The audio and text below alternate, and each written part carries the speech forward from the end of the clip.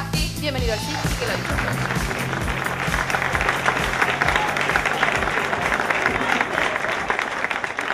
Bueno, Axel, gracias por venir, en serio, un placer. Un poco la idea de la charla de hoy es hablar de, bueno, de tu trabajo en Telefe, en Telefónica, un poco de nada, cómo participa Telefe en las películas, un poco de comportamiento de audiencia, son varios temas. Voy a hacer algunas preguntas así como para romper el hielo, pero después la idea justamente es abrir el diálogo y que puedan preguntar todo lo que quieran los aquí presentes. Lo primero que te quería preguntar, pues siempre me interesa y me intriga, digamos, como arrancar por el comienzo, es de dónde viene tu cinefilia, digamos, de dónde surge, digamos. Bueno, cuando vos decís la palabra cinefilia suena a enfermedad venérea. Y es, como sí. es lo más parecido a sífilis que uno puede pensar.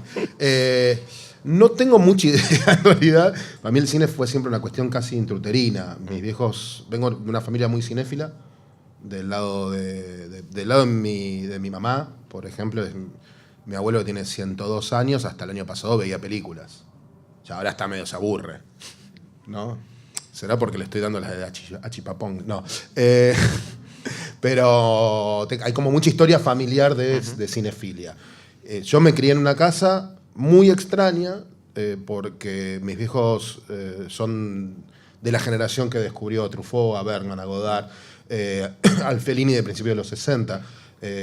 Veían toda esa nueva ola de cine argentino, Rodolfo Kuhn, bueno, obviamente Leonardo Fabio, y al mismo tiempo son muy fanáticos del cine de género.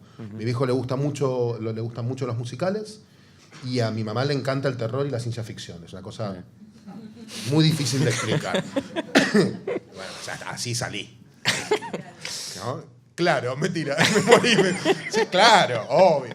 No, entonces el resultado es que en algún punto eso a mí como espectador me benefició mucho porque de chico me llevaban un día, iba a ver Star Wars, al día siguiente me llevaban a ver animación del bloque socialista al Cine Cosmos y un día después veía películas de Bud Spencer y Terence Hill. Entonces para mí el cine es una sola cosa. Yo no pierdo el tiempo categorizando las películas en función de cuánto costó hacerlas. Las películas no son buenas o malas por el presupuesto. Eso es un pensamiento... O ni siquiera me parece una película es mejor o peor si comparto o no la ideología de quien la hizo. O incluso la propia ideología de la película. Me encantan películas con las que disiento profundamente. ¿No? Entonces me parece que en algún punto, como espectadores, nosotros nos tenemos que liberar. Eso no es un problema particular. La verdad, yo defino mi posición política cuando voto. No cuando voy al cine. Cuando voy al cine tengo un vínculo emocional, es un proceso diferente. Y la verdad es que el cine que se hacía en la Argentina, cuando yo terminé la secundaria, a mí me parecía horrendo. Me parecía un cine baja línea, aburrido, feo visualmente, poco creativo, sin vinculación con la audiencia. Películas que no elaboraban el concepto narrativo de género. O sea que durante muchos años no tuve nada que ver con el cine, salvo el interés como espectador, y luego empecé a enfilarme como periodista. Es decir, empecé a sacar una revista, La Cosa, en todos los kioscos. ¿Viste? Digo, pero en el medio, y ahí es donde nosotros nos conocimos. Tú llegaste a tener un videoclub. Contá eso. Eso es tremendo. Teníamos 5 socios, teníamos un videoclub que se llamaba Mondo Macabro, que quedaba en la Galería Taurus, hoy conocida como la Galería de los Ópticos, en la calle Corrientes. Era un tugurio apestoso con olor a cadáver, pero que teníamos muchas películas, algunas legales y otras que, bueno, aparecían, que no se conseguían en ningún otro lugar. Inventamos como una especie de segmentación de videoclub de cine de género. Tenía mucho ciencia ficción, fantasía, terror, artes marciales, películas de espías. Porno. Yo ya no estuve en esa época. Yo esa época ya no era más parte. No tengo nada en contra del porno. Pero no estaba yo en esa época. Y el señor, en esa época, su papá tenía una editora de VHS, de películas clásicas, y te las comprábamos a vos, básicamente. Sí, Venía con mochilas cargadas de VHS. Una cosa muy interesante que tenía era... Un poco agarrado tu viejo, porque usaba la misma carátula para todas las películas. Para todas, sí. Para todas las, le cambiaba solamente el nombre de la película, nunca te lo dije. Tardé 25 años. Y había que hacerlo acá delante de 500 personas. Delante de todos. Qué rata tu vida. Pero editamos unas películas buenísimas que en la Argentina no se conseguían. Entonces era un poco eso. Luego, a partir de la revista, empecé a presentar programas de cable y ciclos de cable de cine. Luego pasé como periodista especializado en cine a la televisión de aire. Luego de unos 5 años hacer programas de cine o participar en programas periodísticos hablando de películas, empecé a trabajar en Telefe como uno de los 2 responsables de lo que era el área fílmica, que era la compra de derechos de cine, de series, de telenovelas y en muchos casos de formatos. Es un ejercicio muy interesante porque pensabas en el contenido en función de la audiencia o de la audiencia que creías que podía ver. Y después, aplicado también a un modelo productivo. Comprar un formato, por ejemplo, también implicaba entender si había una estructura que lo podías financiar en la realización. Digo, una cosa rara. Y lentamente empecé a desviarme a lugares muy extraños para mí. Digo, más allá de conducir, que nunca dejé, empecé por ejemplo, adapté 2 sitcoms. Una con cierto grado de literalidad, que fue La Niñera, y otra donde básicamente le prendimos fuego a los guiones originales, que fue Casados con Hijos. Que escribimos lo que se nos ocurría. Para todos los que ustedes le dicen que Casados con Hijos es una traducción del original, no. Yo solo les voy a dar un par de datos. El mejor amigo de mi cuñado se llama Coqui. ¿Okay? Eso no estaba en el original. Eso es una. La familia de Moni Argento es de Tostado, provincia de Santa Fe, que es donde viene mi suegra. O sea, de esas hay miles. Diego Alarcón, que era otro guionista, contó millones de historias familiares en los guiones. La verdad, lo que ustedes han visto estos últimos 10 años no es una fotocopia, no es una traducción. En el mejor de los casos usábamos el disparador de los episodios y a veces llegamos a juntar en un solo episodio disparadores de 2 episodios originales que nos parecía que podían funcionar juntos. Pero después hacíamos y lo tirábamos. No volvíamos a leer el original. Es increíble el éxito que tuvo. Es como una cosa rara, pero son como los Simpson argentinos de carne. Cosa rara, ¿viste? Cuando salimos las críticas eran tipo, esa peluca de Florencia Peña que le queda mal. Y sí sabíamos que no era verosímil. Queríamos hacer el anti-polka. Polka en ese momento estaba haciendo el naturalismo, el costumbrismo, lo que los críticos llaman costumbrismo, yo llamo una suerte de naturalismo localista, que era básicamente los buenos tomaban mate, los malos tomaban té. La descripción ¿no? Y era más o menos que te ibas aprendiendo la letra para los actores. Era, ¿qué haces? ¿Cómo te va? Bien. Y esa era la pausa del actor que no se acordaba que seguía. Y era tipo, estamos así, es como la vida misma, viste que en la vida misma no te acordás las cosas. Sí, es el triunfo del Alzheimer. Pero... Y nosotros planteábamos una cosa muy diferente, y era un guión de hierro, básicamente con mucho apego. El principal jugador a favor del apego a la letra era Guillermo Francella. Guillermo, la gente tiene una fantasía con Guillermo que es una fantasía y no tiene relación con la realidad, y es que Guillermo improvisa. Francella no improvisa nunca. Guillermo no solo no improvisa, sino que no permite que los que están con él en una escena improvisen. Lo que pasa es que el delivery, cómo dice las cosas, es tan orgánico y es tan personal que vos siempre creés que él está inventando algo que no está inventando.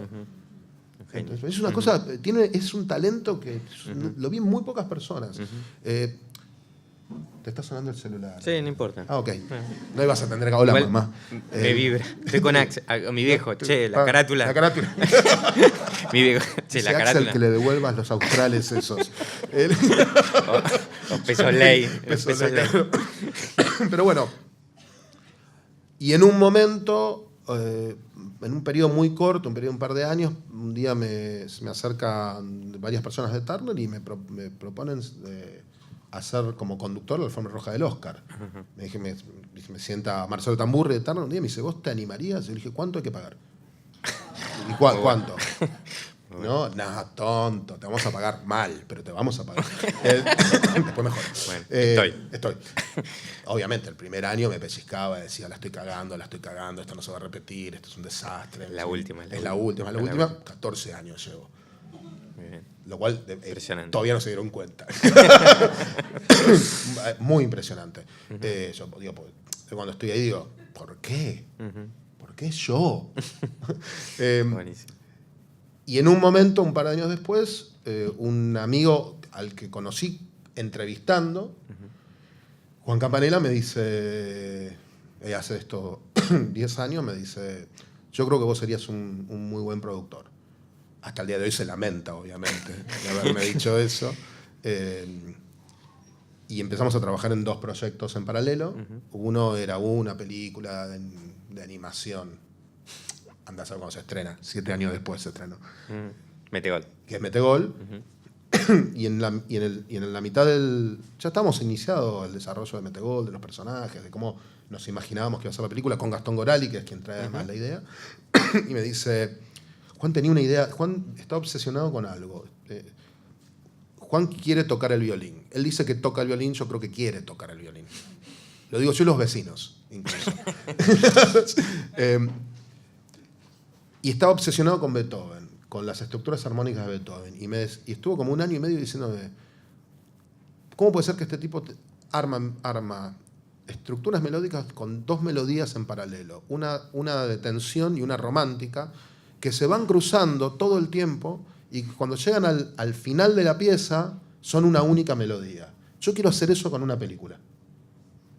Genial. Estaba pensando eso, y un día me agarra y me dice, ya está.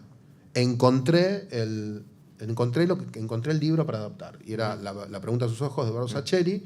Me dice, tiene esa estructura. Lo tengo que elaborar, creo que la voy a escribir con Sacheri, que me cae bien. Pero voy a hacer esto. Dice, Juan tenía clarísima la estructura del secreto de sus ojos antes de sentarse en la computadora por primera vez. Es impresionante, impresionante. Y cuando vos leías el guión, yo te diría que un 75% de la película que hoy ves estaba en las primeras versiones de guión. Había un 25% que obviamente va modificándose, después la película se filma, se edita, y se eliminan muchas cosas que resulta que no eran tan importantes y por qué las finalmente filmamos te lo preguntás, pero eso es normal. Y con esa película, la primera película en la que sale mi nombre en los créditos, El secreto. El secreto de los ojos, hacemos 2,5 millones de espectadores y gana el Oscar. Y a partir de ahí ya está, tuve que sostener esta mentira hasta ahora. Porque claro, es más, de ahí en adelante fue un gran declive. En esa escena del secreto, cuando está el personaje de Soledad Villamil, llega el personaje de Ricardo Darín, Espósito, ¿no? Y parece que va a confesar su amor, ¿no? Y le empieza a hablar del caso, ¿no? Y ella misma, ¿no? El personaje de Soledad le dice, cerrá la puerta, ¿no? Porque vamos a hablar algo íntimo. Y dice, no. Y entra el personaje, ¿no? de Franchella. Campa dice, bueno, ahí se juntan las 2 melodías, ¿no? O sea, las 2 líneas de relato. Y en el tercer acto, ¿no? Es impresionante, ¿no? Porque, digo, no, la claridad, tal cual, digo, la estructura del secreto uno la ve, ¿no? Cuando laburás con voy a nombrar algunos, pero es muy común con los directores que tienen como que además son directores guionistas o directores que supervisan el guión. La claridad estructural de estos tipos es muy profunda. Damián Cifrón es un ejemplo perfecto de eso. Cuando vos leías el guión de Relatos, leías la película que fue. No leías 2 cuentos que cortaron. No leías un final que... No, las diferencias entre el guión de Damián y la película que la gente vio eran mínimas. O sea, siempre supo exactamente qué película quería hacer. Uno que es así es Alex de la Iglesia. Fui uno de los productores de Mi Gran Noche. Hasta ahora su última película, pues estrena película en septiembre. Y Alex es igual. Alex siempre supo cuál era el tono, hacia dónde iba, no se mareó en ningún momento. Hay otros directores que el proceso les resulta más tortuoso y que el espectador nunca se entera. Tipos que en un momento del rodaje se paran en seco y dicen, ¿de qué se trataba esto? Y que a veces, yo no voy a los rodajes porque la verdad no hay wifi y para mí eso es la muerte. Pero hay veces que vas y decís, y por ahí la película queda bien, pero vas 2 días al rodaje y decís, ay no, va a salir todo como el orto. Y después queda bien, pero ves un tipo dudando. Sí. Es horrible ver la duda del otro cuando conseguiste la financiación. ¿Querés contar un poco cómo... yo de mi parte casi diría como la última pregunta, porque lo interesante es que pasar a las preguntas de todos los que están aquí presentes, Sí. pero ¿querés contar un poco cómo participa Telefe en las películas, por un lado? Y si querés contar algo de tu trabajo, ¿no? en Telefónica Studios. Es una cosa rara. Yo no soy empleado de Telefe hace años, pero tengo la responsabilidad de las películas que se hacen, en términos creativos, en términos estructurados de negocio. Telefe participa en 8 películas anuales, porque es una obligación que genera el artículo 77 de la Ley de Medios. Ley que está vigente, sobre la cual hubo 3 DNU, o sea, un DNU que en realidad alteró 3 artículos, pero la ley está vigente, te lo dicen absolutamente todo, te lo dice ENACOM, que es el ente que maneja telecomunicaciones y lo que es también medios. Entonces Telefe, cuando la ley se promulga en noviembre del 2009, inmediatamente después de 2 éxitos muy grandes nuestros, que fueron obviamente El Secreto, y en menor medida, pero con un poquito más de medio millón de espectadores, La Vida de los Jueves, decide aplicar la obligación en realidad como una herramienta para tener una línea de negocio. Claro. Ahora, es difícil explicarle a alguien cómo hacemos que el cine sea un negocio, ¿no? Porque hay una vieja frase que dicen en Estados Unidos es que ¿cómo haces para amasar una pequeña fortuna? Tenés una gran fortuna y te dedicas al cine. No digo, es mucho más fácil que no funcione que funcione. Ayer con una productora con la que trabajo mucho, Milly Roquepit, decía, hagamos un análisis que la gente normalmente hace. ¿Qué consideramos una película exitosa en el cine argentino?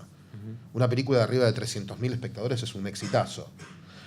Tengamos la perspectiva de cuántas películas en Argentina, no películas locales, cuántas películas en Argentina hacen por año más de 300.000. Más de 300.000 espectadores.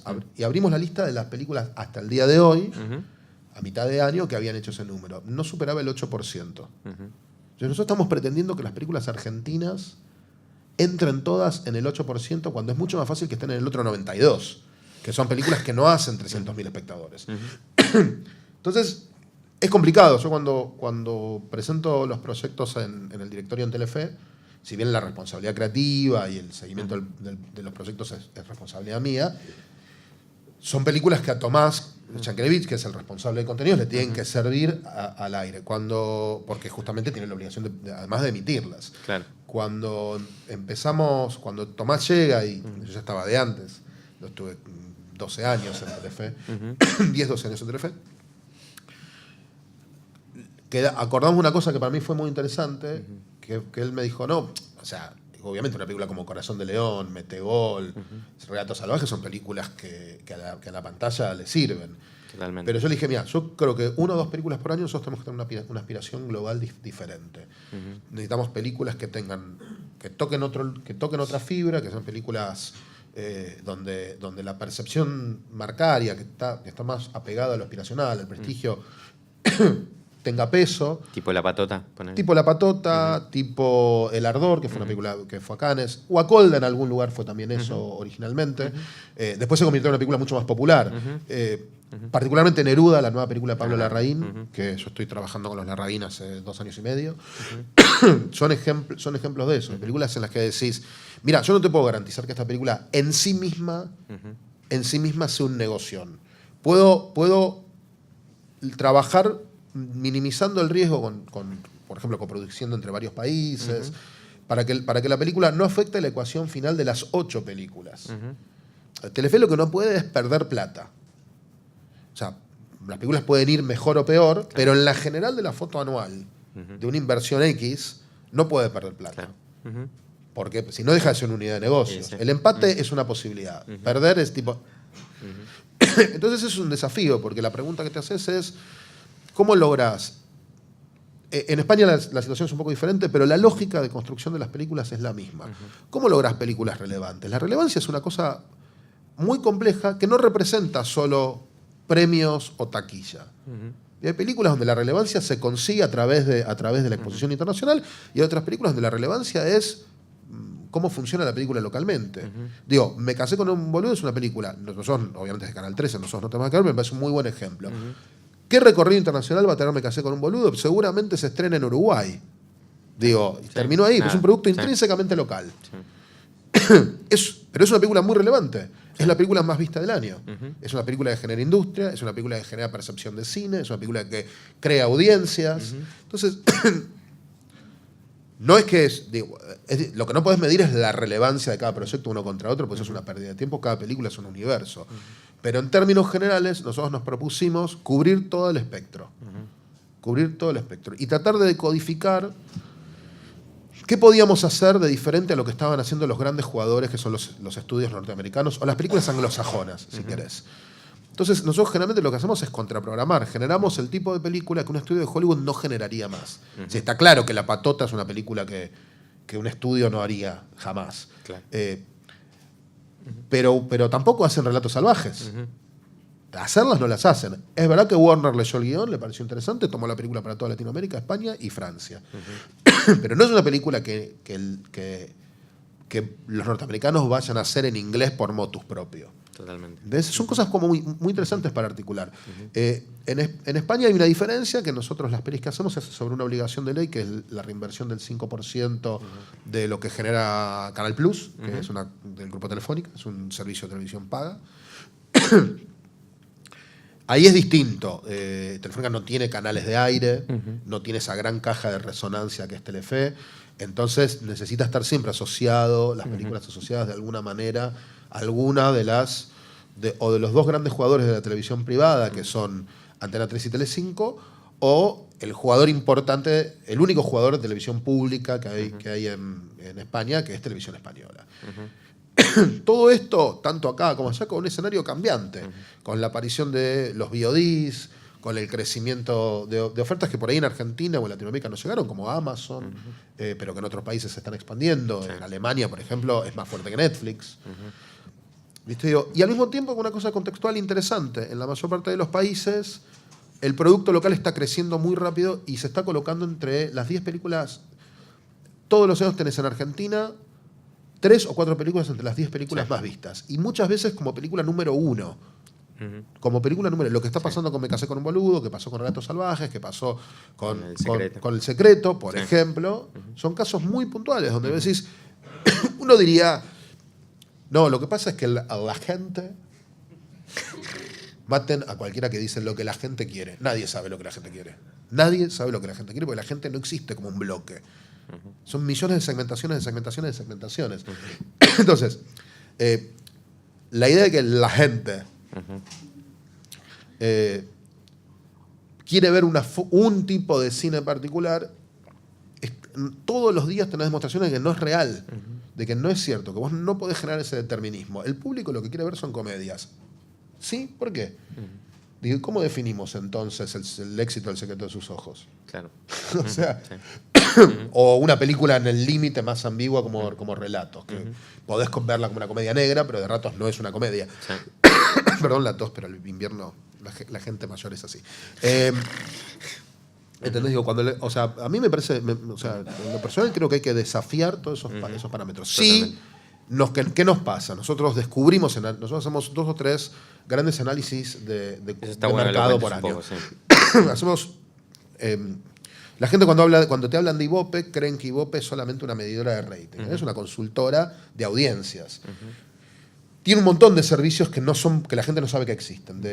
Entre esos servicios hay unos famosos cuadernillos. Estos cuadernillos es que hay entre 600 y 800 hogares en la Argentina con People Meter, que son los aparatitos que registran quién está viendo qué en la televisión. Pero si vos tenés el People Meter, además te llega a tu casa un cuadernito que tiene que marcar con X, un largo cuestionario, las diferentes personas que viven en la casa. El grupo familiar completo. Donde marcan hábitos de consumo. Nosotros empezamos a pedirle a Ibope, desde Telefe, datos muy concretos de consumo de cine en cine. Queríamos tratar de entender cuáles eran los racionales sobre la cual los espectadores decidían ver una película y cuándo. El problema que vos tenés con las encuestas es que son reactivas al contexto. Con lo cual, si vos haces una encuesta en el boom de Relatos Salvajes, la gente ama el cine argentino. Claro. ¿No? Y es un espejismo, porque está siendo reactivo a una película específica y no a la generalidad de la producción. Pero te da indicadores. Durante 4 años, todos los análisis nos daban la misma foto. el cine argentino lo ven esencialmente personas de más de 35, entre 60 y 70% son mujeres, por lo tanto son las decisoras. Ese es el público estable, el que mira constantemente. Sin embargo, el volumen más grande de tickets lo consumen los que tienen menos de 24, que son los que menos cine argentino consumen. Está desbalanceado. Entonces, nosotros nos empezamos a hacer preguntas en voz alta, y es, ¿y por qué ese público no va a ver cine argentino? ¿Es una costumbre? ¿Es la oferta? Yo siempre le adjudico la oferta a la responsabilidad, o tiendo a hacerlo. Es un tema de comunicación. Hay películas que ese público podría ver y no la ve porque no están comunicadas así. Y con esa lógica nosotros moldeamos con los coproductores muchísimo la comunicación de una película. Cuento una película que trabajamos nosotros dos, Guacolda. Me parece un ejemplo que te vas a acordar de esta historia. Sí. Frente al primer tráiler y los primeros materiales, nos sentamos con Lucía Puenzo y yo le dije, miren, está mal vendido esta película con este ángulo. Bueno, sí. Digo, y me decían, ¿por qué? Porque lo que se está vendiendo en los materiales es nazis en la Argentina. Y déjame decir dos cosas. No estoy seguro que todos los argentinos estén en contra del nazismo. Con este apellido y todo, lo digo. Con lo cual vos lo ves como una cosa de nazis en Argentina, y hay otra gente que te dice nazis en Argentina. ¿No? Dije, andás a ver cuando la demos en Bariloche a favor de quién están, ¿no? Entra Menguer y lo aplaude. Yo qué sé. A Erico le gustaba mucho esta película, no importa. A don Erico. Entonces yo decía, mirá, me parece que si nosotros corremos el ángulo a ¿qué pasaría si dejas a tus hijos en manos de un asesino? La noción empática es mucho más amplia, porque hasta a los nazis les da miedo eso. Y retrabajamos toda la campaña en función de eso, que tenía mucho que ver con madres de arriba de 25 años con hijos chicos. Claro. Entre 25 y 35, que es lo que te dan en términos generales el volumen de franja de natalidad y toda la pelota. Lo hicimos muy adrede. Muy adrede. En el caso de Relatos Salvajes, con Matías Mosteirín, que es el productor, el productor junto a Hugo Sigman de las películas de Calle S, hicimos una campaña que el concepto era, primero íbamos a establecer que esta era la película del creador de los simuladores. Por varias razones. La primera es la pantalla de Telefe. Se dio hasta en la sopa simuladores. En cualquier horario. Es un producto que para la gente tiene una carga emocional grande. Total. El tono de Relatos se asemejaba en algunos aspectos al tono de simuladores. Había un elemento muy pop, que es una cosa de estilo que tiene Damián, una cosa hermosa de estilo que tiene Damián como narrador, que era muy fácil llevar hacia la comunicación. Entonces la primera campaña era, establezcamos la premisa, el concepto sobre el que se va a construir esta película, que es una película episódica, que es una película sobre perder el control y que es del creador de los simuladores. Ese fue el primer periodo de campaña. Hubo un segundo periodo de campaña donde contábamos la premisa de cada cuento desde el lugar más empático posible. ¿Qué harías si... ¿Hasta dónde estarías dispuesto a llegar para proteger a tu hijo? ¿Entendés? Digo, ¿qué harías si descubrías en tu casamiento que tu marido te engaña? Ya, y era muy fácil entrar. Más allá de que el material que Damiana ponía sobre la mesa a todo nivel era genial. Sí.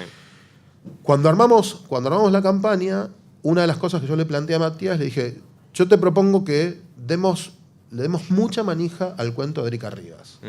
¿No? Al de Hasta que la muerte nos separe, que es el cuento del casamiento. Por varias razones. Primero, opera sobre la fantasía del público que más entradas vende al cine. Compra en el cine. Las mujeres de menos de 24. Después, Erika Rivas es María Elena Fuseneco. O sea, es alguien que lleva 10 años ininterrumpidos en la pantalla. Claro. Luego queda muy claro el tono de comedia negra de la película. Y tiene una protagonista femenina. Con lo cual, en términos generales, vos sabés que es mucho más, va a ser como mucho más accesible. Esos planteos nos los hacemos todo el tiempo con las películas. Es porque la comunicación no opera sobre la película pero sí opera sobre las expectativas. Claro. Y sobre la percepción. Es cómo construimos la percepción, cómo enunciamos públicamente una película. Es el 50% de una película, porque en base a eso vas a salir feliz o decepcionado. Totalmente. ¿Por qué? Porque además nosotros estamos condicionados, nunca vamos... A ver, no existe la publicidad honesta. ¿No? Este producto es igual a otros 300 que hay en el mercado. No. O sea, vos nunca vas a decir, los invitamos a ver una película que, bueno, nos quedó bien. Y no. O sea, hay algo de la enunciación de la venta donde vos le vas a decir a cual siempre vas a decirle al espectador, esta es una experiencia diferente. No es como quedarte en tu casa, porque ponerlo en perspectiva. Le estás diciendo a alguien, salí de tu casa, tomate el bondi o el subte o el taxi o gastá la nafta. Anda al cine, de todos los entretenimientos públicos que hay, anda al cine, y cuando vayas al cine, de las 40 ofertas que hay, elegí esta. Es un nivel de compromiso muy alto, muy alto. Digo, está bien que nos preguntemos durante el proceso, los productores, ¿quién va a ver esta película? ¿Por qué debería ver esta película? ¿Por qué es interesante para la audiencia esta película? En el caso del director y guionista, no. El director y guionista tienen que estar concentrados en que la narrativa esté buena, en que la película sea sorprendente, en nociones que tienen que ver estrictamente con la naturaleza de lo que se cuenta. Pero nosotros sí nos tenemos que plantear, digo, ¿para quién trabajamos? Totalmente. No sé, me copo, disculpe, mis respuestas son todas así de media hora. Por eso ir a terapia es un garrón. Abrimos a preguntas. Estás contando sobre cómo trabajar sobre las audiencias y pensar las audiencias. Sí. Por ahora contaste de procesos de después del rodaje. Son cosas que tengo entendido que se trabajan desde el principio del proyecto. Sí. ¿Cómo se juegan esos elementos cuando está desarrollando el proyecto? En general, a ver, hay un elemento... Lo más difícil es no imponerle a una película decisiones en función de lo que suponés puede hacer que una película funcione en la taquilla. Eso es como una... Es en algún punto un condicionante autoimpuesto muy peligroso en las películas. Porque vos haces una película hoy y se estrena en 1 año y medio. Con lo cual, hoy suponés que Macaulay Culkin es el actor perfecto para una película y cuando la película se estrena, probó la heroína y lo perdimos. Le digo, estoy exagerando, pero no, creció. Era un rubio chiquitito hermoso que hacía... y cuando se estrenó la película siguiente, el pibe se tenía la voz gruesa, pelo en pecho. Hacía orgías en Hollywood, dicen.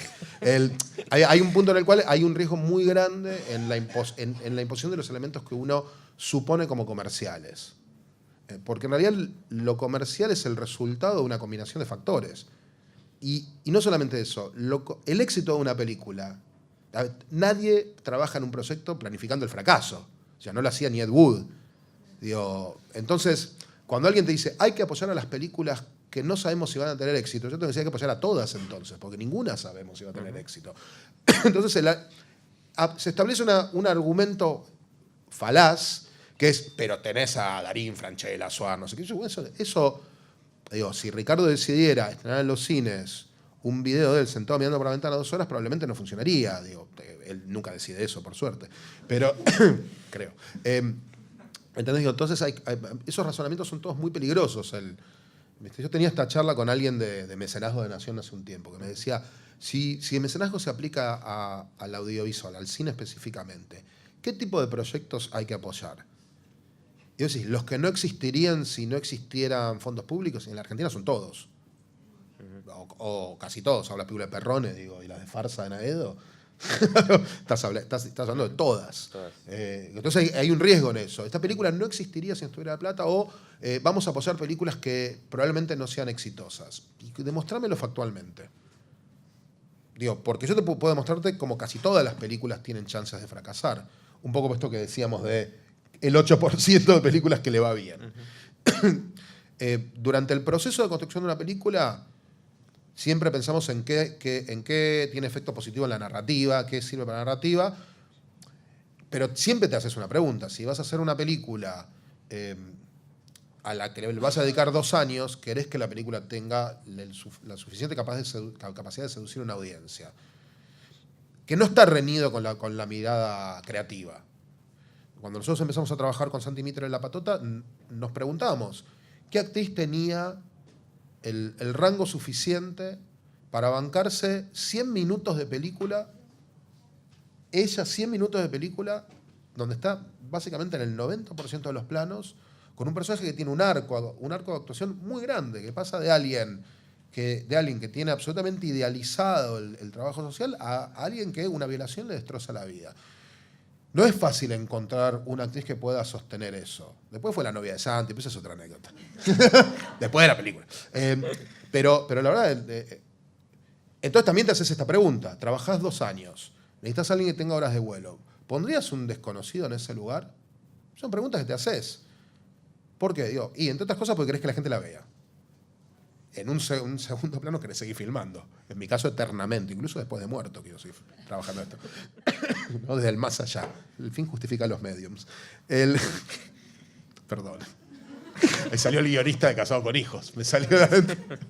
Entonces te empiezan a pasar estos razonamientos, los tenés y lo piloteás. Cuando vos tenés actores muy poderosos, te planteás, ¿quién le puede hacer actoralmente frente? Y vos tenés un actor como Viggo Mortensen, entonces tenemos un plan. ¿Quién puede ser el antagonista? Y eso no lo puede hacer solo un actor bueno, porque los protagónicos llegan a las películas con una mochila, que es tu percepción previa. ¿Entendés? Digo, ¿quién se le planta a Aragorn? Pero te la haces está bien que te la hagas esa pregunta. Estamos trabajando en un proyecto justamente con la gente de Cayese, la nueva película de Santi Mitre, con Ricardo Darín haciendo de presidente argentino. Y nos planteamos todo el tiempo, ¿quién tiene el peso para plantarse y sostenerle la mirada a Ricardo? No son muchos actores. No te digo acá, en general. Eso te pasa todo el tiempo. Todo el tiempo. ¿Por qué querés tener a Ricardo? ¿Lo querés tener a Ricardo porque vende tickets? No, lo querés tener a Ricardo porque por lo que Ricardo trae a las películas. O por lo menos esa es mi posición. Pero me pasa con muchos actores que digo, me muero por trabajar con este tipo porque el poder que este tipo tiene en cámara, lo que este tipo genera en cámara es realmente impresionante. Digo, tipo, mira, digo, no. Acá y afuera. ¿Entendés? O sea, con la película de Alex de la Iglesia, uno de los protagonistas es Rafael. Yo me moría por estar en una película con Rafael, porque decía, este tipo ya no es una persona, es un ícono. Tiene una trascendencia cultural en España y en Latinoamérica muy profunda. Digo, a ver cómo articula eso en una película. El tipo que nos filma desde fines de los 60, de la última película que hizo, la dirigió Mario Camus. Película en la que fue asistente de dirección Adolfo Aristarain, nada más. Sí, de la época que Aristarain vivía en España. Digo, ese tipo de cosas sí, claro que te las planteas. Entonces, vos me decís, ¿cómo retomando la pregunta hace 20 minutos? Sí, está desde el principio. Está desde el principio el cómo construimos la película en la percepción de la gente. ¿Cómo hacemos que, si el proceso de armado de una película, Gilda, por ejemplo, que venimos trabajando hace 2 años y pico, siempre fue Natalia. Pero además fue Natalia porque Natalia es productora de la película. Natalia ha sido parte intrínseca de la construcción de la película desde el día 0. ¿Cómo generamos la expectativa? Es una película que dimos como 3 conferencias de prensa. Una para contar qué se iba a hacer, otra para presentar a Natalia haciendo de Gilda y una tercera para anunciar el inicio de rodaje. No, al final hicimos fiesta y no fue conferencia. Pero son estas cosas que, digo, para mí cuando te planteas una película de escala, a mí me interesa el cine como medio masivo. Me interesa como medio, me interesa como la capacidad de conexión emocional y de poner en juego ideas a niveles masivos. El cine solo como ejercicio de expresión no me parece muy interesante. Solo como ejercicio. Me encanta el ejercicio de expresión, pero solo. Y hay un montón de otras artes donde la gente se puede expresar que son más baratas. Que no tenés que pedir un crédito, que no te toma 2 años. Pintas un cuadro horrible, lo colgás en tu living, no jodés a nadie. ¿Viste? Digo, haces una película, es un equipo, tenés responsabilidades con la gente, los viernes hay que pagarle. Mirá esta cara. Los viernes hay que pagar. Los viernes hay que pagar, te querés matar. Mañana, viernes. Siempre hay un momento que decís, ay, no llegamos, no sabes con qué, pero con algo no está llegando. Digo, entonces, también las películas tienen director, pero realmente son un trabajo en equipo, al final es una mirada colectiva, porque todos trabajamos en función de un tipo en el que confiamos la mirada. ¿Entendés? Mi trabajo normalmente en las películas es ser sparring. A veces soy sparring de los directores, a veces soy sparring de los productores, a veces soy sparring de los guionistas, a veces soy sparring de los actores si tengo confianza, pero, ¿viste? Digo, pero me veo en ese lugar. Me pasa también en proyectos que a lo mejor inicio yo. Digo, así como hay otros, como el caso de Guacolda, Relatos, en los que no estoy desde el primer día. En El Secreto estuve desde el primer día, en La Patota estuve el primer día, pero en todos te pasa que te encontrás frente a... Hay mucha soledad, el director está en un lugar muy solitario, muy solitario. Y siempre hay un momento del proceso donde duda, y la duda es natural y saludable. Y vos estás ahí para decirle, estás equivocado. No, para acompañarlo en el sufrimiento y reírte de él. No, peor, ahí la cagué más todavía. A ver, vamos. Bueno, pero te pasa esto. Yo no soy autor de estas películas. Yo acompaño a otros tipos. No me siento autor ni en las películas que inicié. Yo en La Patota me siento una herramienta de Santiago Mitre. Lo fuimos a buscar para que fuera una película de Santiago Mitre. No lo fuimos a buscar para que haga una película de Axel Kuchevaski firmada por otro. O sea, eso no hubiese sido ni interesante. Yo no tengo ningún deseo en dirigir. Me aburro, me parece un espanto. Me parece maravilloso charlar sobre eso. Pero hacerlo, que lo haga otro. ¿Preguntas? Siendo que es difícil llegar al cine. Bueno, si vivís lejos. No, pero... ¿Cuál pensás que es el producto, la plataforma donde gente joven pueda volcarse como trampolín hasta llegar a poder filmar, hasta poder trabajar de eso? Yo te voy a decir lo que le digo a todos los... Yo he laburado en varias óperas primas, pero mucho en segundas películas. Por varias razones. Fumarse la curva de aprendizaje cuando le pedís a gente que ponga plata es un poco una tortura. Nosotros somos películas que cuestan generalmente más que el subsidio. Y en algunos casos particulares mucho más que el subsidio. Por lo tanto, hay jugadores, hay tipos que arman fondos de inversión o que ponen su plata en vez de irse de vacaciones o comprar otro departamento. Digo, tampoco que es un tipo que no le alcance, porque si no, no pondría en cine. Pero estos tipos depositan mucha confianza. Entonces, yo he estado en pocas óperas primas y siempre eran óperas primas que venían avaladas por cosas muy interesantes. Sin retorno, la película de Miguel Cohen. Miguel llevaba muchos años de asistente de Marcelo Piñeiro. Había ganado concursos de guión internacionales con el guión que traía y ya tenía un protagonista, a Leo Sbaraglia, y algunos otros actores más que ya querían participar en la película. Con lo cual la película ya venía, ¿no? Digo, en el caso de Anna Peterberg, con Todos tenemos un plan. Anna vino de la mano con Viggo Mortensen. Déjamelo pensar. No. Viggo Mortensen. Sí, ¿te parece? Ahora probablemente haga la primera película como director de Federico Cueva, que es un director de segunda unidad y hace muchos años jefe de Dobles de Riesgo. Ha sido director de segunda unidad de todas las Torrentes. ¿No? Digo, tampoco le estoy diciendo que haga un drama de época, estamos haciendo una película de explosiones, ¿no? Una película con la que él tiene afinidad. Pero en general son segundas películas. Digo, primero por la curva de aprendizaje, después porque hay algo en las primeras películas que tiene que ver con la ansiedad del tipo que cree que no va a volver a filmar nunca. Entonces siempre... Eso es una alarma, no me pregunten por qué. Creo que me quedó de una época que tenía que tomar un remedio. No era un antipsicótico ni nada. ¿En qué parte estábamos? Que en general óperas primas... óperas primas no, digo, pero... Pocas y más segundas películas. Más segundas películas. Segundas películas es una experiencia diferente. Ese tipo ya la pasó mal. Ya sabe que la vida real no es lo que él soñó en esos 4 años que estuvo estudiando. Y que ser un autor ¿no? Es como un privilegio, al mismo tiempo es una maldición, porque sos finalmente el responsable de la película, y la haces mal y cagaste las películas que siguen. Eso a mí me divierte más. Y muchas veces lo que me pasa es que veo una película o veo veo cortos o que veo publicidades de alguien y digo, yo siento que este tipo tiene algo, ¿viste? Digo, muchas veces los encaro. Me pasó con Ariel Winograd, que había hecho una película que pasó desapercibida, Cara de queso, y me dije, bueno, ¿qué querés hacer? Yo además lo conocía. Santi Mitre había hecho un solo largo solitario, que había sido El Estudiante. A mí me había volado la cabeza, me pareció una genialidad.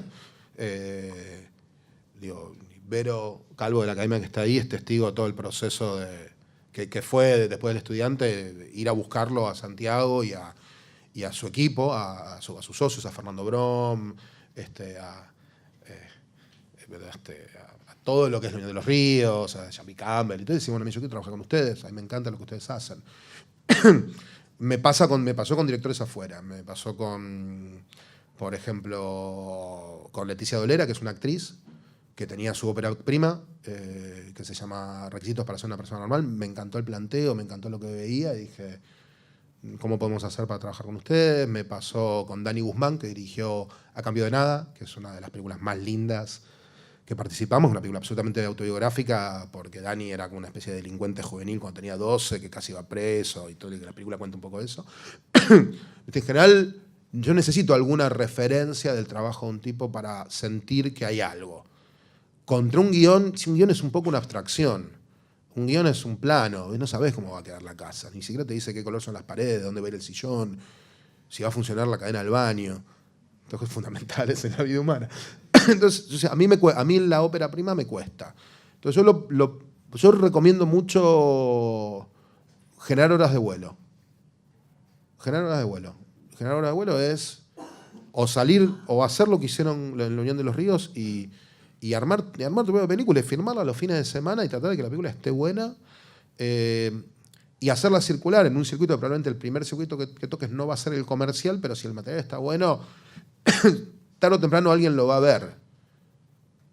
Digo, con la publicidad es un poco más difícil darte cuenta, pero si esa persona hizo cortos o hizo un mediometraje, cuando ves las publicidades, ves la muñeca. Ves la muñeca. O sea, yo qué sé, no lo generé yo, pero cuando Armando Bo se acerca a Calle S con El Último Elvis, que digo, después nosotros nos sumamos al proyecto, pero estaba claro que Armando tenía una carrera de director estrella de comerciales, que era alguien que sabía elegir el ángulo narrativo, construir, plantar la cámara, digo, que tenía como él y Nico Giacobone, su primo, que es el co-guionista, tenían una fibra única. Digo, en paralelo tenían un pedigrí importante. Estaban escribiendo la película, estaban escribiendo Beautiful, la película de Iñárritu, que es un pedigrí importante. Vos decís, tipo, viste, digo, a vos te puede no gustar la película de Iñárritu, pero no es un tipo que no es un improvisado. Si tiene estos guionistas es porque estos tipos trabajan duro. Porque además de ser, o sea, yo laburé con él tangencialmente, el negro debe pedir cambio de guión todos los días. Igual estos tipos se entregan al trabajo. Obviamente, ¿quién nos iba a decir que un par de años después lo íbamos a tener a Armando y a Nico ahí arriba? O sea, maravilloso. Recibiendo un Oscar. Acá recibiendo un Oscar y haciendo los recorridos. Pero en general te pasa eso. Obviamente, cuando te aparece un tipo que tiene 5 o 6 películas, es mucho más fácil darte cuenta de cuáles son las marcas de estilo. Pero mi recomendación siempre es generar horas de vuelo. Generar horas de vuelo. La única verdad es la realidad. Es un axioma famoso, peronista, mafioso. No, te quería preguntar, a la hora, cuando te llega un proyecto que todavía o se está filmando o no se filmó, Sí. ¿qué es lo que más tenés en cuenta a la hora de decidir si lo vas a producir o no lo vas a producir? Más si es una película que va a vender La cantidad tickets. de páginas del guión. No, parece un chiste, pero nosotros calculamos minuto y medio por página. Vos te encontrás un guión que tiene 200 páginas, el tipo que lo escribió o está contando la mejor historia de la vida o no tiene la menor idea. Yo leo la primera página de guión y un tipo pone, era un día melancólico, y no quiero seguir leyendo. La verdad, porque poneme es un día nublado. ¿Cómo que es un día melancólico? La gente va así, por la calle, como el emoticón con la boquita para abajo. O sea, ¿no? Parecen boludeces. Pero hay un punto que tiene que ver con el refinamiento de la sofisticación de quien está escribiendo. ¿Viste? Digo, los guionistas, para ser buenos, tienen que ser tipos sofisticados. Sofisticados en su sentido de la narrativa, de la puesta en escena, porque en el guión hay puesta en escena. Digo, no pones indicaciones de cámara en un guión. Yo leo un guión que tiene indicaciones de cámara, no lo quiero seguir leyendo. Ese tipo es un director frustrado, no un guionista. Porque digo, en el guión necesito ver la estructura. Quiero entender tono, género, en qué dirección vas. Y entre otras cosas, si me aburro en el guión, no me quiero imaginar en la película. Y esas cosas que te aparecen esas cosas las miro. Después me pregunto en qué contexto existe esta película. Que es un poco también preguntarse quién la va a ir a ver. ¿En qué contexto existe esta película? ¿Es una película diferente a lo que se hace? ¿Es una más del montón? Si viene de la mano de alguien que conozco y tiene proyectos anteriores o tiene obra, por decirlo de alguna manera, tiene filmografía, ¿dónde calza? ¿Es una repetición de las cosas que vimos antes? ¿Es un avance? ¿Es una repetición interesante de las cosas que vimos antes? Digo, Woody Allen hace 20 años que hace la misma película, pero yo la disfruto siempre. No me preocupa eso. No creo que sea malo en sí mismo. ¿Viste que dicen, cuando uno copia a otro es parejo y cuando te copias a vos mismo es estilo? ¿No? No le voy a pedir a un tipo que hace una película por año y tiene 80 años que todas sean diferentes. Sería como pedirle que no tenga problema de próstata. Pero en general esas preguntas te las haces. Y después te haces una pregunta, después hablas con el tipo y le decís, ¿y vos a quién ves? ¿A quién te imaginás en la película? O una pregunta que yo hago siempre es, si me tuvieras que decir algunas películas que sentís que están cerca de la película que querés hacer, ¿cuáles serían? Pues vos te das cuenta si es un tipo que quiere hacer, ¿no?, una de los Dardenne o quiere hacer una de Rodolfo Ledo. Y esa pregunta la tenés que hacer. Porque el material solo no te lo termina de decir nunca. Te lo indica en términos generales, pero no te lo termina de decir. Y luego hay un punto en el cual, cuando alguien viene y te plantea un casting sorprendente para una película, es llamativo. Decís, a ver, ¿cómo sería esto? Digo, en la Argentina te nombran 4 tipos cada vez que te hablan de los proyectos, con lo cual vos tenés ganas que vengan. Es más, nosotros nos propusimos hace años en Telefe a todo nivel, porque eso también fue Tomás en todo lo que es televisión, empujar un Star System local con más variantes. Que vos tengas más variantes. Pero Argentina es un país que tiene unos actores increíbles, hiperformados. El nivel de formación actoral que hay en la Argentina es tremendo. Pero no todos salen en televisión, no todos salen en cine. Entonces, me parece que son preguntas que te haces. Digo, a lo mejor no es para que este tipo sea protagónico en su primera película, porque también querés que un actor tenga horas de vuelo. Pero las preguntas te las haces todo el tiempo. En el caso de La Patota, la decisión desde el primer día con Santi, me lo charlamos el primer día, fue que hubiera 3 personajes que fueran actores reconocibles, que fueran muy cercanos para la audiencia, porque queríamos acelerar una cuestión empática. También tiene que ver con eso. Vos, una estrella, no tardás nada en identificarte, ¿sabés? Decís, Sutano, porque era una trampa conceptual de la película, que vos te identificaras rápidamente con el personaje de Oscar Martínez, con el personaje de Dolores y con el personaje de Esteban Lamote, que si bien no era una estrella, ya tenía varias películas y había hecho tele. Pero para el resto del universo de esa película, queríamos que fueran auténticos, en el sentido que fueran locales, que fueran de Misiones, que vos no supieras quiénes son, que no llegaras con ninguna perspectiva particular a la película. ¿Viste? No queríamos, hay una suerte de casting prejuicioso, que es castear siempre a los mismos actores para el mismo tipo de personajes. ¿Entendés? Decís, che, necesitamos alguien que haga de rabino, llamalo a Salo Pasic. ¿Viste? Vos decís, eso es un cliché. Te digo, pobre Salo, pero es un cliché.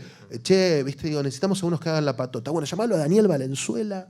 ¿Viste? Vos ves la lista y decís, pero no, era más grande Daniel. Pero vos decís, hay un elemento de mucho prejuicio en eso. Y nosotros queríamos desactivarlo. Para desactivarlo, y es que vos no supieras que La Patota te resultaran tipos que no sabías quiénes eran, que fueran una masa, pero al mismo tiempo tuvieran identidades separadas. Necesitábamos que llegaras sin ninguna idea particular a la película, ¿no? Con respecto a La Patota. De esas tenemos 1000. En El Ardor, ¿viste? O sea, elegir a un actor que es más conocido como dramaturgo, ¿no? A Claudio como dramaturgo y director que como actor, y tenerlo como villano en la película fue una decisión jugada, pero estábamos todos muy convencidos. Bueno, Francella en El Secreto. Francella en El Secreto. Hoy lo vemos como algo normal y natural, pero en el momento, yo me acuerdo, era una locura ver a Francella en un papel. Y había gente que decía, ustedes están en pedo. Están locos, digamos, era una locura. La China Suárez en absurdo. Ustedes están en pedo. Sí. Espera que la veas desnuda. No. Pero también hay una cosa de compromiso, y eso es muy interesante. Porque, ¿viste? Todo el mundo asocia a los actores a la vanidad. Sí. Pero Guillermo es un tipo que dijo, sí, me afecto el bigote, sí, no soy protagónico, que implica además cobrar muchísimo menos, un tipo que venía de Casados con Hijos, no venía de un fracaso, venía de un mega éxito. Sí, acepto ser segundo, un tipo que tiene una carrera tan paralela a la mía. De hecho, en términos de taquilla estaban parejos en cantidad de tickets históricos, Guillermo y Ricardo. También de Ricardo, de decir, me banco un tipo del peso de Guillermo en la foto. ¿Viste? Digo, ojo, ojo, digo, esas cosas, esos compromisos, alguien que cree en el proyecto, que dice, sí, me lo banco, lo hago. ¿Viste? Digo, pero es verdad que cuando lo planteamos, viste, charlarlo fue como, y nos mirábamos con Juan y con Ricardo Freisá, que fue cuando charlamos la posibilidad de que fuera Guillermo. Nos miramos, ¿se podrá hacer? ¿Lo aceptará? ¿Viste? Digo, es esto. A mí no me preocupa. Con la China yo me sentía muy seguro. No me preguntes por qué. Me sentía, con Dani Goche, que es la directora, y con Milo Rocopit y Ale Montiel, que éramos parte del equipo, la parte grande del equipo de producción, éramos como los que más seguros estábamos de que la China tenía las herramientas actorales para poder bancarse, ser cielo y bajar de peso. ¿Viste? Digo, una mina que viste toda la vida hermosa en pantalla, decir, bueno, sí, me voy a enfedecer. ¿Viste? Digo, después tenés actores que son como maravillosos, pero alguien como Nati Oreiro, que tiene un nivel de compromiso que le decís, bueno, ya está, ¿no? Ya está, ¿no? Desintoxicate de Gilda, fue lo que le dije la semana pasada, ya está. Pero Nati, en el caso de Guacolda, aprendió alemán. Los alemanes escuchaban y decían, no reconozco muy bien el acento, ¿de dónde es? Nunca decían, no sos alemana. Sí, es impresionante. Era impresionante. Es un nivel de compromiso muy alto. Esas cosas que tienen los actores argentinos son buenísimas, pero es verdad que nosotros tenemos que mover. Para mí es muy bueno que haya hecho 350.000 espectadores una película como 100 años de perdón. ¿Viste? Que vos tengas una peli donde digas, son Furriel, De la Serna y Luciano Cáceres. Digo, ok, es un cambio de paradigma porque hizo el mismo número, por ejemplo, que Koblik. Es un número muy parecido a Koblik, que es una película con Ricardo y Oscar Martínez, que son dos estrellas súper establecidas. Sí. Y ok, a lo mejor hay un movimiento. A lo mejor está pasando. No sé cómo deriven esto. Todas las respuestas son así aburridísimas, largas. Mátenme. ¿Alguna pregunta más? Estamos un poco ahí al borde del horario, pero... Respecto a Relatos Salvajes, el tema del orden de los cuentos. De los cuentos, si fue el original o lo cambiaron. Tuvo un solo cambio. Y como planteaste en un momento así medio muy rápidamente el tema de los afiches, cómo deciden cuando hay muchas figuras en Relatos Salvajes, cómo armar el afiche. Te arranco con algo que es como el marco de la historia de Relatos. Damián estuvo años escribiendo diferentes proyectos, años, con un apoyo de KS impresionante. La verdad es que eso lo apoyar, hay que fumarse, tener una relación con un director y esperar que salga, esperar que salga, digo, y pagar guiones.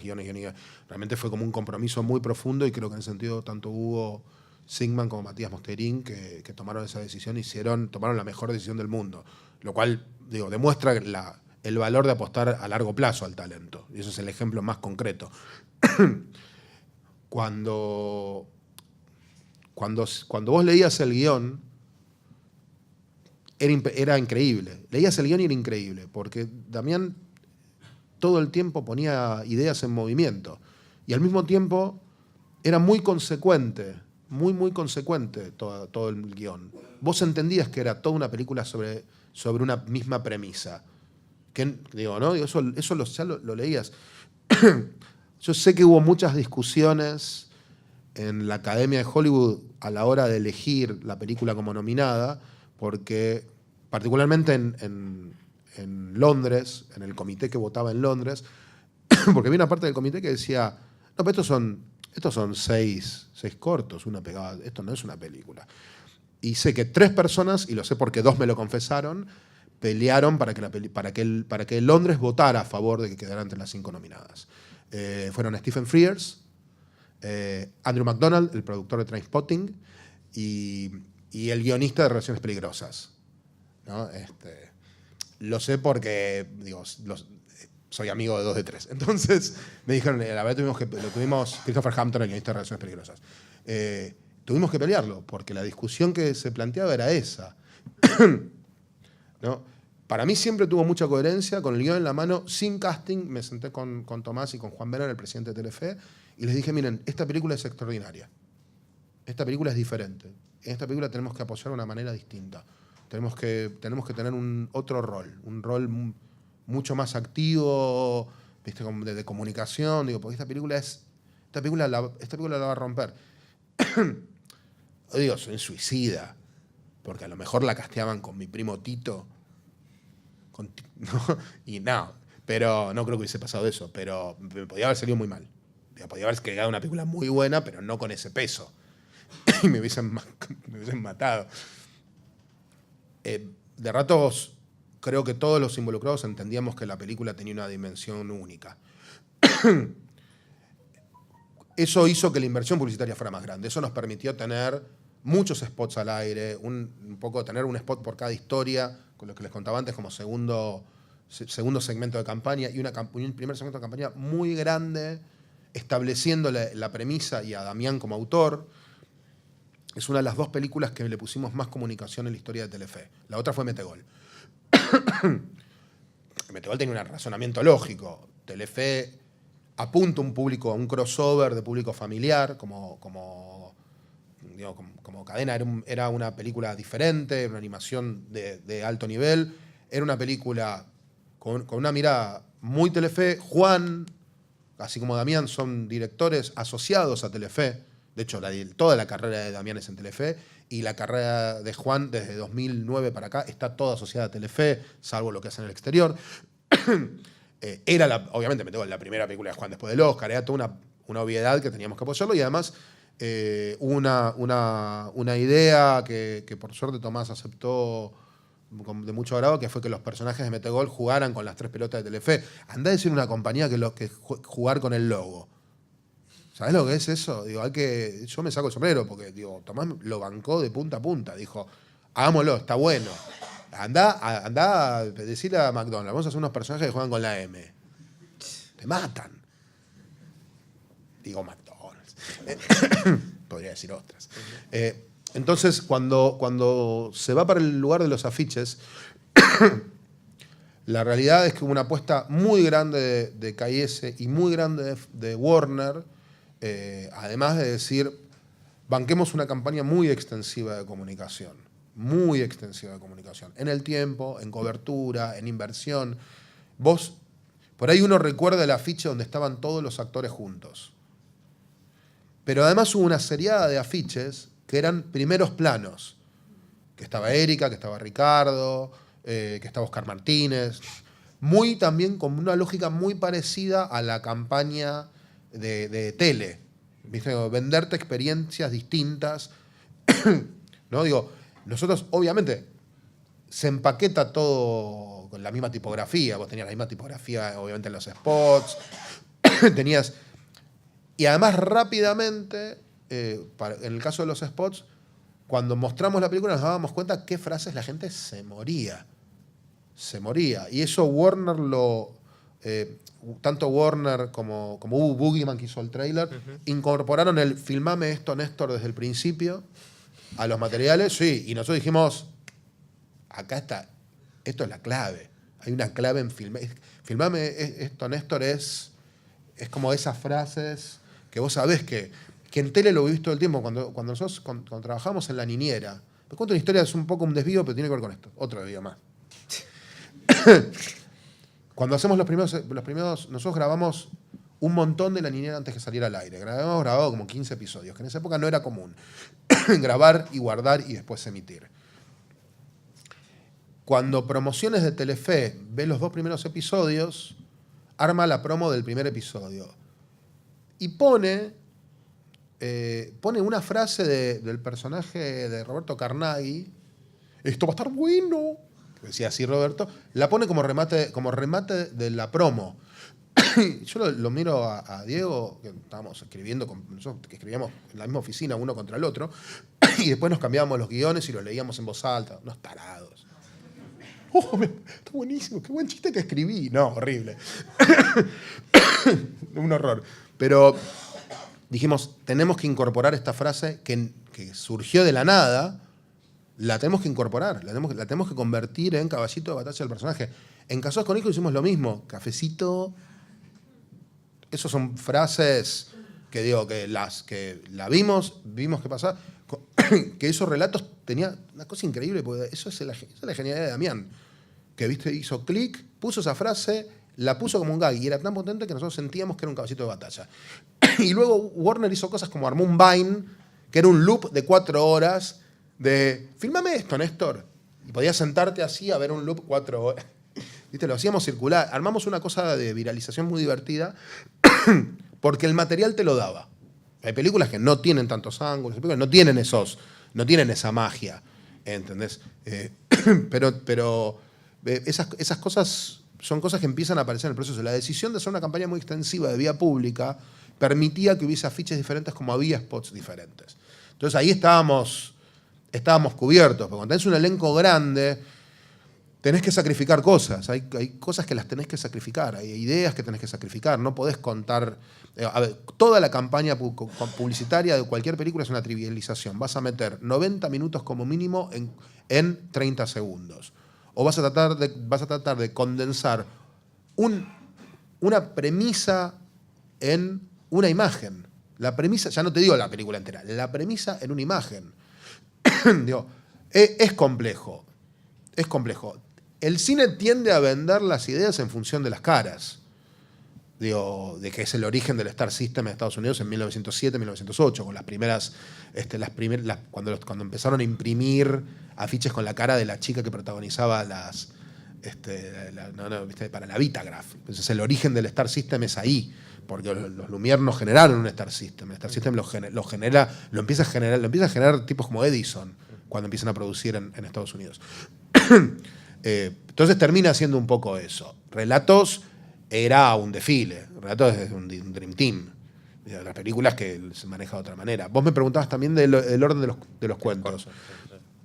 En el orden de los cuentos, Damián siempre sintió una progresión. Sentía que tenía que haber una progresión en el planteo, en cómo se construía esa película. ¿No? El Pasternak, que es el cuento del avión, funcionaba como un teaser, como una historia corta que te preparaba para una película sobre justamente los aspectos salvajes de la civilización, ¿no? Es una película sobre cómo en la lucha entre civilización y barbarie gana barbarie, ¿no? Obviamente vos tenías ese cuento y inmediatamente venían los títulos sobre las imágenes de los animales, que describían perfectamente la naturaleza del cuento.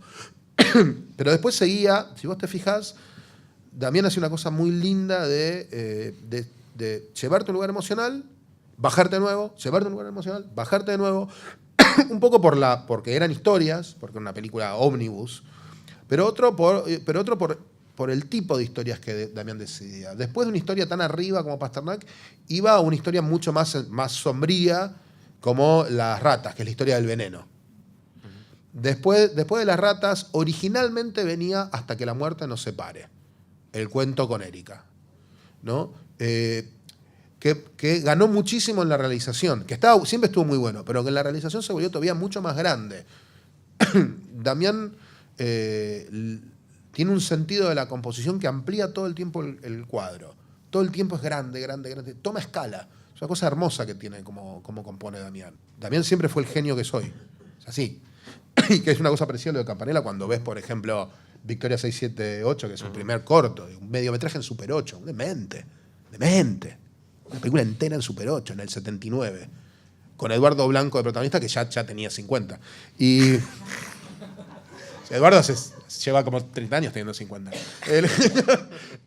Pero bueno, después venía un cambio de tono muy profundo que era la historia de Oscar Martínez, ¿no? La historia de Mauricio y el choque del hijo con el auto. El cambio tonal era muy fuerte al principio, porque en la medida que avanzaba la historia te das cuenta que Damián nunca había abandonado la ironía como la base de la historia. Es a partir de un momento de la negociación cuando el tono, cuando entra en otro lugar. Para mí eso es lo mejor que Damián filmó en su vida, porque lo que hace es de una inteligencia narrativa que le ves en muy pocos tipos. Arrancarte en un lugar y hacer track y orgánicamente darte vuelta a la narración y que no sientas que está forzado, no en ese momento de la negociación, cuando Oscar Martínez, Mauricio se da cuenta que lo están cagando. y que Osmar Núñez hace... Y cuando Osmar hace así, yo no puedo parar de reírme con ese plano. Es tipo, ¿cómo? Dice. Es un gran momento. Vía. Cuando hace vía, Oscar también me mata. La película tiene esas cosas son mortales. Perdón que la cuente todo, ya la vieron, pero la cuento me encanta. Me coso como un nene en una juguetería cuando empiezo a hablar de estas películas. Hacía un cambio tonal muy fuerte. Y originalmente Bombita venía después de esa historia. Porque en los papeles, en las versiones de guión, hasta que la muerte no se pare, terminaba bien, terminaba arriba, pero no terminaba, no explotaba. Terminaba con el personaje, con el personaje de Erika enloquecida, golpeándose la cabeza contra un vidrio, tratando de saltar al vacío desde el salón desde el salón. Eso obviamente cambió la locación, también le cambió el enfoque a ese final. No terminaba como apoteosis de la historia de toda la película. Y Bombita sí terminaba arriba. Yo creo que en la realización Damián se dio cuenta que la compensación emocional entre los cuentos y la progresión quedaba mucho mejor con Bombita antes de la historia de Mauricio y el coche y con Hasta que la muerte nos separe como remate. Yo siempre le decía a Damián, es raro, pero es un final optimista. Digo, para una película así es un final optimista. Pues un final que dice, bueno, no nos queda otra que aceptarnos tan enfermos como somos. Eso en el contexto de relatos es un final feliz. No, pero fue eso. Y eso fue Damián mostrándola y pensándola. Ahora, Damián es un tipo que está inmerso en todo el proceso de la película. No hay un solo fotograma de la película que no sea Damián. Perdón, me faltó una historia en el medio. Perdón, no la estoy contando. Pero después de Bombita venía la historia del auto. Que la historia del auto también terminaba arriba. ¿Viste? Digo, yo creo que cuando empezamos a hablar de la película y Damián se había elegido más cuentos posibles para esta película y los fue descartando en la medida que tuvieran una unidad temática y conceptual muy sólida. Pero con Matías Mosterín lo llamábamos Los cuentos asombrosos de Cifrón. Y lo llamamos así a la película durante casi un año. ¿Cómo venimos? ¿Y los cuentos asombrosos? Entonces, es eso. Para mí, ¿qué haces cuando te topas con un genio? Lo tenés que abrazar la pierna. Bueno, muy bien. Estamos en horario. Bueno, a ver, dale. Última y cortita. Respuesta cortita. Pues Claro, estamos súper excedidos. Son las 6 de la Son tarde. las 6 de la tarde, con razón. Una pregunta, bueno, nosotros con Lucas, un amigo acá, estamos trabajando en la Lucas creación. ¿dónde está Lucas? Hola, Sí. Lucas. Estamos Te trabajando parece en medio Lamote, Lucas. La- Tienes un aire de Lamote. Te viene bien ahora para... Estamos trabajando en la creación de un guión sobre el suicidio de mi mamá. Esto me Una comedia. Sí, No, una comedia una comedia espectacular. liviana. No, esto me dispara un montón de preguntas, Sí. como por ejemplo el tema de la audiencia. y también preguntarme cómo llegar a un productor o a que un productor Sí. se arriesgue con egresados que todavía no tienen una trayectoria. Por ende, es muy difícil llegar a un subsidio, como por ejemplo de ópera prima o Sí. algo de eso. ¿Cuál es tu consejo, digamos? Voy por partes. La pregunta es si las películas tienen grandes temas o si las películas tienen grandes ideas o grandes disparadores que terminan convirtiéndose en grandes temas. No digo, yo no creo que uno pueda hacer una película sobre la anorexia. Creo que contás la historia del cielo y que empieza a salir con un tipo que es más grande. ¿Entendés? Digo, no creo que... Cuando nosotros estábamos trabajando en El secreto de los ojos, sabíamos que la película elaboraba conceptos de justicia, pero nunca nos dijimos, vamos a hacer una película sobre la justicia. Ahí con mayúscula, letra de molde, ni mucho menos. ¿Viste? Realmente no... teníamos, en la medida que íbamos avanzando, sí entendíamos que El secreto de los ojos era una película sobre el carácter subjetivo de la memoria, que es las cosas que vos decidís recordar, porque te convienen más, son más funcionales a tu propia construcción de vos mismo. Que es una idea muy, muy, muy importante en el secreto. Es decir, hay un momento en el cual, después de que Soledad corre a Ricardo en el tren, vuelven al presente, ella tiene el libro en la mano y le dice, esto es un cliché, le dice, esta la chica que corre y llora, esto es un lugar común. Y él le dice, pero fue así. Y ella le dice, ¿y si fue así, qué? Y para mí es un momento muy importante en la construcción conceptual de la película. Cuando laburábamos en La Patota, no era una película tampoco sobre la justicia, o incluso sobre la justicia, las diferentes percepciones posibles de la justicia. Sentíamos que era en la medida que avanzábamos, sentíamos que era más una película sobre la política reemplazando la fe en la cabeza de alguien que es un creyente. De una película que hacía ese juego. Te decías, vos podés tener fe ciega. ¿Qué pasa cuando tenés política ciega? En el punto en el cual tu concepción política de las cosas es más importante incluso que tu propia vida. O que las condiciones, que los atributos de tu vida. Estas preguntas te las haces. Pero salir a buscar una película sobre grandes temas te puede terminar llevando a un lugar discursivo. La trascendencia imagino que es una cosa con la cual la gente se choca. No que puede salir a construir. ¿No? ¿Qué creo que es una de las cosas que también tiene relatos? Damián quería hacer una película potente. Yo no sé si él quería realmente plantear estas películas como este lugar del hombre contemporáneo. Después cuando empezamos a hablar sí lo charlamos, pero no al principio. Entonces, hablando descarnadamente de tu proyecto, sí. Perdón que lo diga así, ¿no? Sí. ¿Es el disparador? ¿Es el lugar hacia el que querés ir? ¿Es una película sobre eso? ¿Se puede construir una película sobre eso? ¿Sobre un suicidio? Yo no lo sé, es una pregunta que me hago.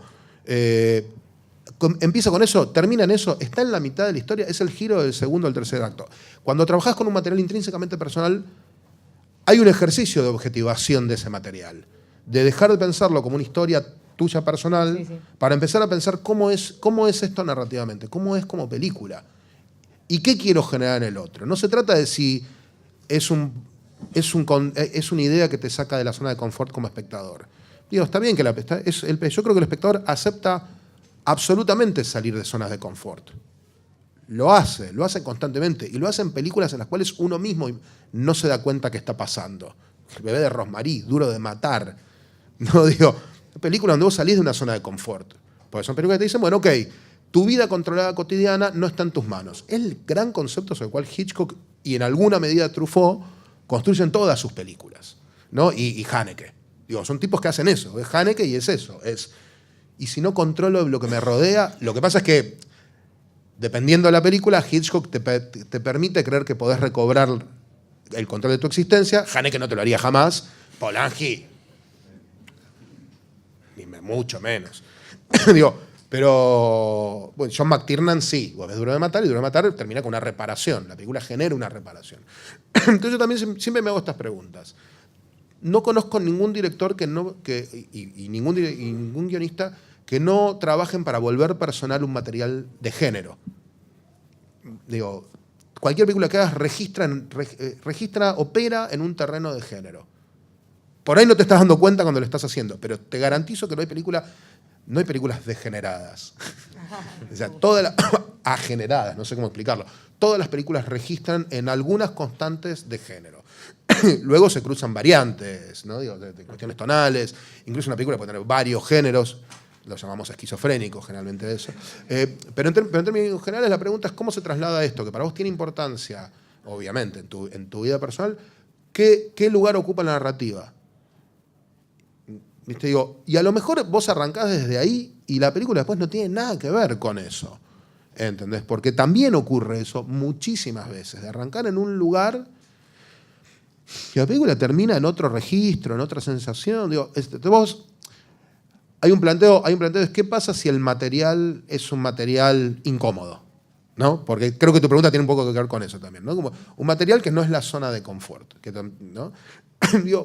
Mira, mi experiencia es que qué tan interesante es la historia y qué tan interesante es la película como un todo. Que no se trata solo de la incomodidad intrínseca del material. Realmente hay tipos que han construido toda su carrera sobre la premisa de ponerte incómodo. Más allá de estos que nombré, podría nombrar a John Waters, salvo que te guste la coprofagia. Perdón. Pero no googleen. Cosas que no tienen que hacer daño googlear lo que acabo de decir. Pero en términos generales, en general creo que pasa un poco eso. Para mí tiene que ver con el proceso. Vos después me decís, ¿y cómo entro al sistema? Porque en realidad tu pregunta es esta. Yo tengo mis dudas que en la Argentina exista el sistema, en primera instancia. En una segunda instancia, la Argentina es un país donde filmar no es difícil. No, filmar no es difícil. La ley de cine, al contrario, tiende a favorecer mucho más que las películas se filmen a que las películas se estrenen. Y es un problema de la ley, porque es una ley construida, escrita por directores. Entonces está mucho más enfocada en filmar que en que alguien vea las películas. Es un problema, hoy es un problema. Al principio era un avance muy grande, porque digo, cuando no tenías ley, cualquier ley era mejor que eso. Claro. ¿No? Digo, pero bueno, en la instancia actual, ahora, una cosa es filmar una película y ir por el subsidio de película terminada o ir por un vía digital. Otra es que la primera película de elaborar sea una primera vía y una película de escala. Esa es la que es complicada. Esa es la que es complicada. Fíjate la anécdota de Anna Peterberg. Fue con Viggo Mortensen. O la anécdota de Miguel Cohen. Fue luego de años de experiencia, de ser un tipo conocido y confiable para inversores privados, y con un guión que había hecho un recorrido, había ganado un montón de premios de guión internacionales. Digo, vos mandás un guión. Hasta Ópera Prima había ganado. Y hasta Ópera Prima había ganado. Y de hecho eso es lo que permitió que la película exista. Los guiones, si están buenos y tienen algún grado de aval, tienen un recorrido para hacer. Digo, la verdad, tenés Oslo, tenés, Guacolda estuvo en Oslo, Sorfan, tenés el Atelier, no es que no existen mecanismos, para mí tiene que ver más con tu expectativa. Y siempre está la posibilidad de hacer la gran Mitre. Me junté con mis amigos y durante un año le puse garra los fines de semana. Para mí es una locura, pero un tipo lo hizo. Y después de eso, la película siguiente ganó Cannes. La Patota ganó la Semana de la Crítica, ¿no? Y ganó Fipresi en Cannes. No pude parar de reírme con una película que laburé, ganó Fipresi, ¿no? Fue un momento muy gracioso. De hecho, fue muy raro porque cuando llega el mail del SIC que venías, antes yo me había juntado con él y le había contado la historia y él me dijo, me parece que tenemos que ver películas referentes. La primera que se me ocurre es Sin Retorno. Y después le digo, mirá, me llegó el mail y como que fue todo muy loco. Es interesante, fíjate que en Sin Retorno Miguel apunta a una construcción de género. La verdad, vos lo ves y es una premisa completamente hitchcockiana. Un tipo es un falso culpable. Es uno de las grandes ideas de la película de Hitchcock. Digo, que podía ser Ballestero, Fonda, por ejemplo, Wrong Man, justamente Falso Culpable, que es un caso muy parecido. Wrong Man es una gran película, es una de las grandes películas de Hitchcock, justamente de las menos analizadas. Es un tipo que es igual a un delincuente, un músico, y lo ven y lo agarran y se lo llevan preso. Y la película está basada en un caso real, Christopher Ballestero existía, un tipo que toda su vida se descompuso a partir de quedar enganchado en un crimen que no había cometido. Fue un gran fracaso en la carrera de Hitchcock, porque la película... El problema es que la gente esperaba de Hitchcock algo más cercano a la narrativa pura y dura de género y no necesariamente alguien que hiciera, no quiero decir cinema verité, porque Hitchcock hacía películas de estudio, pero una película bastante más influida por el cine italiano del periodo. No el neorrealismo, pero sí Rossellini, más específicamente. Entonces son como cosas para mí son cosas interesantes. ¿Cuál es el tono? Es parte intrínseca de la narrativa. ¿Cuál es el tono? ¿Queremos que sea una película absolutamente realista? ¿Queremos que sea una película verosímil? Chewbacca es verosímil.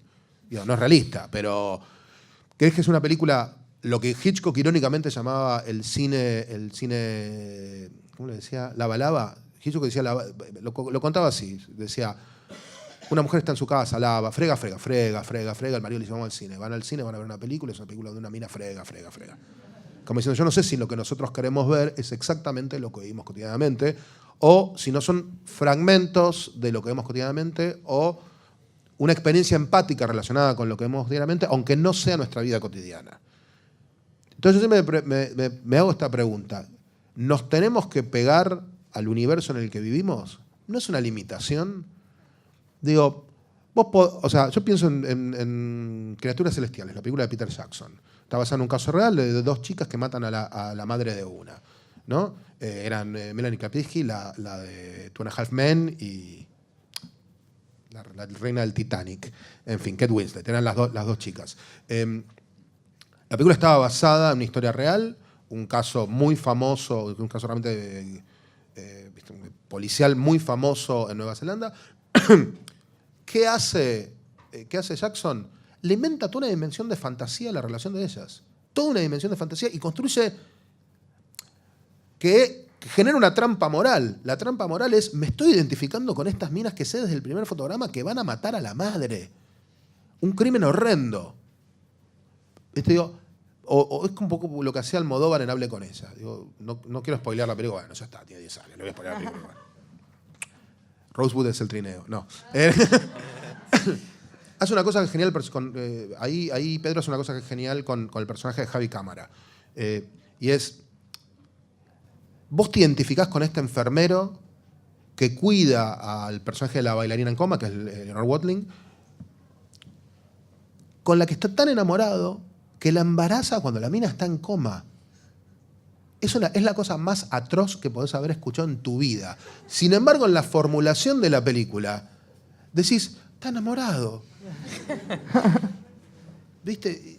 Una vez se lo dije a Pedro y Agustín, le dije, a mí es uno de los momentos, una de las ideas más geniales de la historia del cine. La idea que vos te identifiques hasta el final con algo, emocionalmente con algo que desde lo moral y desde lo conceptual te parece una abominación. Digo, ese es el poder del cine. Sí. Está ahí. Entonces, yo creo que no hay que huirle a las cosas que a priori todo el mundo te dice, che, nadie va a filmar esta película. Porque digo, en algún lugar nadie va a filmar una película sobre una violación alegremente, ¿no? Digo, yo ya llevo 2 de esas. ¿No? Pero, ¿no? Entre El secreto y La patota. Pero yo creo que no hay que huirle. Lo que creo es que una película te puede permitir trabajar aspectos personales, pero que no es terapia de grupo. No. Tal cual. Que vos tenés que convertir la experiencia personal en otra cosa. Es la idea. Muchas gracias. No, por favor, gracias. Bueno, gracias, Axel. Muchas gracias. Me hubiese quedado 1 hora más, pero... Gracias. Gracias. Pero me hubieran odiado. Muchas gracias.